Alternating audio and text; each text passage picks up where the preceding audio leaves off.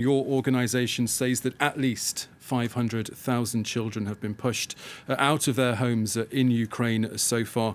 What, though, is currently being done on the ground to help them? Yes, indeed, Thomas. Children in Ukraine are under attack. You have children on the roads, millions have been traumatized, some have been killed, some are wounded.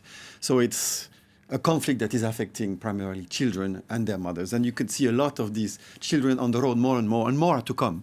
Because, you know, when you have these fights, your home is destroyed, your school is destroyed, the maternity is destroyed, women need to be giving birth in shelters. It's not safe to stay and to live as a child.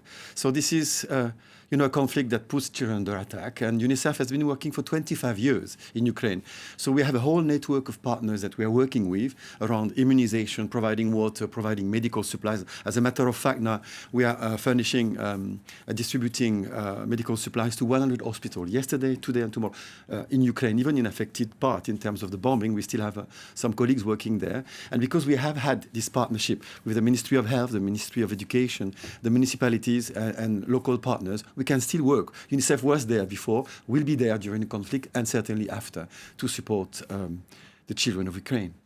A spokesperson for the UN's Children's Fund on Friday said that if the violence doesn't stop, this situation will get worse for children. What are your own concerns if this Russian invasion intensifies and if this war continues?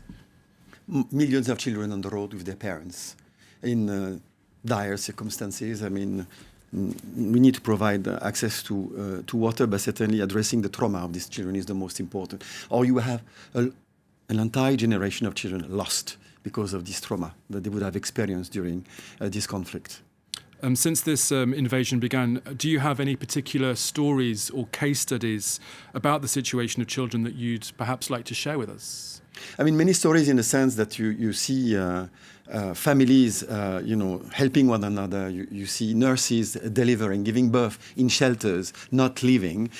We continue to immunize against polio because there is an outbreak on polio that we were actually working with the government on, because polio is to be eradicated. So it was very serious, and measles is coming as well. So we are still continuing to immunize children across the region where the outbreak was. So we are still working in Ukraine. Ukraine is a big country. When I was there in December, from Kiev to, for instance, Kramatorsk is 7 hours of train. So it's a huge country, so the logistics are very challenging when it comes to the humanitarian response. And presumably you're working closely with your partners in the rest of the European Union where these refugees have fled to? Yes, definitely. We have a joint response with UNHCR, the Organization of the United Nations for Refugees, to make sure we have no duplication, that we consolidate our efforts smartly and effectively. Millions are expected to come, unfortunately, and we are working with the offices we have in neighbouring countries, in Moldova, in Romania, in Poland, Hungary, Czech Republic, Slovak Republic first, because this is where the families, are going to. This is a massive exodus that is expected if the conflict continues. The UN Security Council will be meeting this coming Monday to discuss the humanitarian aspect of this war. What can we expect from the international community, or what are you hoping for, rather, from the international community in the days ahead? There's a international committee. We need these corridors so that we could first and foremost have the children in safety in those targeted areas. So that's the first thing.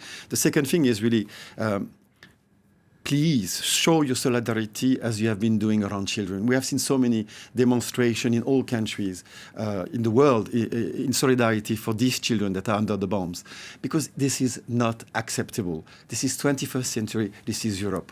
Not acceptable. Okay, Philippe Cori, the Assistant Director at UNICEF's Europe and Central Asia Office. Thanks so much for coming in to talk to us. Thank you so much.